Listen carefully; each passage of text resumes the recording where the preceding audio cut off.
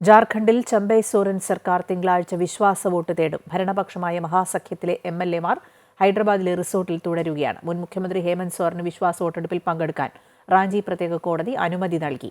ED അറസ്റ്റിനെതിരെ Hemant Soren ഹൈക്കോടതിയെ സമീപിച്ചു. ജാർഖണ്ഡിൽ 10 ദിവസത്തിനകം നിയമസഭയിൽ ഭൂരിപക്ഷം തെളിയിക്കണമെന്നാണ് ഗവർണർ മഹാസഖ്യത്തിന് നൽകിയ നിർദ്ദേശം. ചമ്പൈ സോറൻ സർക്കാർ തിങ്കളാഴ്ച വിശ്വാസ വോട്ട് തേടും. 48 എംഎൽഎമാരുടെ പിന്തുണ സർക്കാരിനുണ്ടെന്ന് JMM, കോൺഗ്രസ്, RJD നേതാക്കൾ അറിയിച്ചു. ചമ്പൈ സോറൻ 43 എംഎൽഎമാരുടെ പിന്തുണ കത്താണ് ഗവർണർക്ക് നൽകിയത്.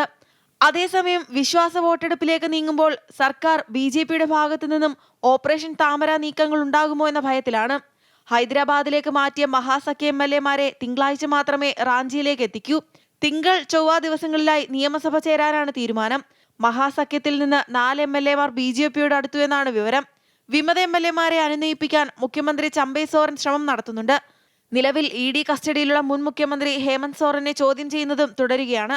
ഹേമന്ത് സോറന് വിശ്വാസ വോട്ടെടുപ്പിൽ പങ്കെടുക്കാൻ കോടതി അനുമതി നൽകിയിട്ടുണ്ട്. കേസിൽ ഹേമന്ത് സോറന്റെ സഹായിയായിരുന്ന സർക്കാർ ഉദ്യോഗസ്ഥനെയും ED അറസ്റ്റ് ചെയ്തു. ED അറസ്റ്റിനെതിരെ ഹേമന്ത് സോറൻ നൽകിയ ഹർജി ജാർഖണ്ഡ് ഹൈക്കോടതി തിങ്കളാഴ്ച പരിഗണിക്കും. അമൃത ന്യൂസ്, ന്യൂഡൽഹി.